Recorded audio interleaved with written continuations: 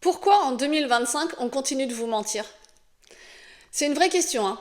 L'assurance emprunteur aujourd'hui, donc dès que vous faites un crédit immobilier, un crédit conso, un crédit perso, un crédit travaux, etc. Pourquoi on continue de vous mentir? Et on vous ment pourquoi?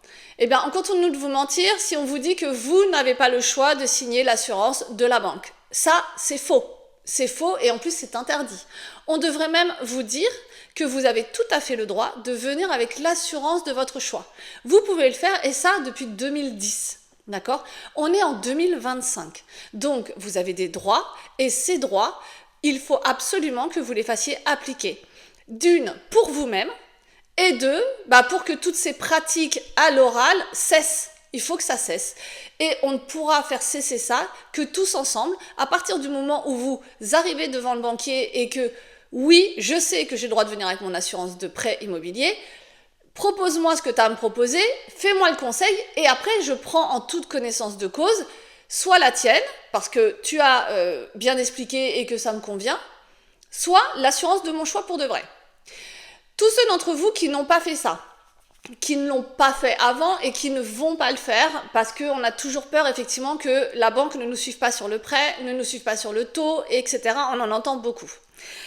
Eh bien, on vous ment aussi quand on vous dit que vous devez attendre de rester 1 an à la banque.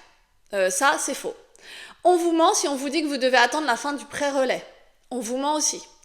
On vous ment si on vous dit que tu es obligé d'attendre le déblocage des fonds parce que tu es sur une construction et que tant que tu n'as pas de déblocage, tu n'as pas le droit de changer l'assurance. Ça, c'est faux aussi. Il faut vraiment que ça cesse. On vous ment, on ne fait que ça. J'ai rarement en face de moi des gens qui savent et qui ont été correctement conseillés. Ça arrive heureusement, mais c'est malheureusement pas la majorité. Où on vous dit, écoute, tu peux venir avec l'assurance de ton choix, je te conserve le taux, etc. De la même façon que les courtiers en prêt immobilier.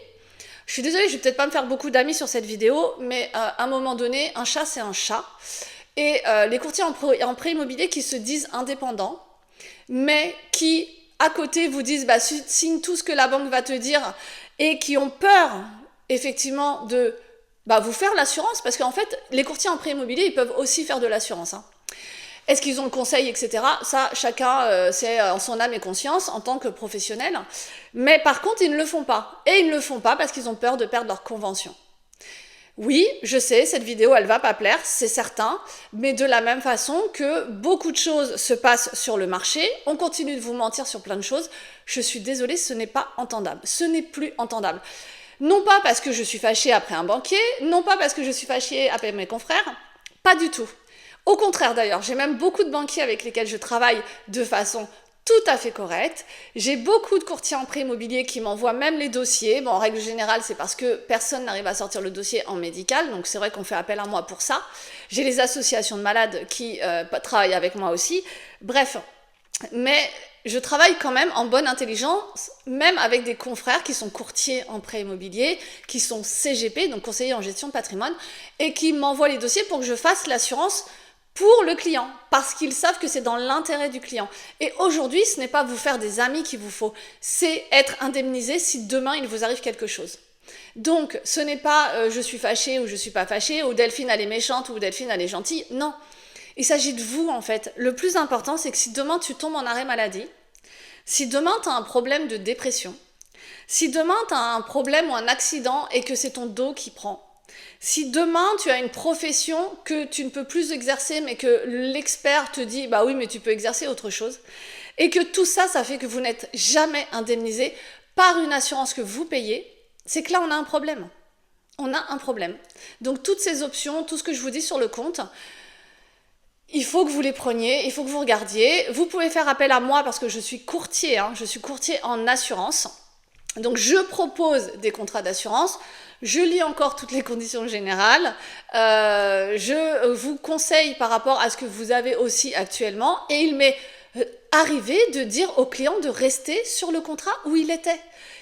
Parce que le contrat est bon, parce que les garanties sont bonnes, parce que les formules d'indemnisation sont bonnes, et parce que le tarif est correct. Ça m'est arrivé en fait de vous dire... écoute, là, il n'y aurait pas d'intérêt à changer, hormis que tu deviendrais client chez moi, ce qui me ferait très plaisir.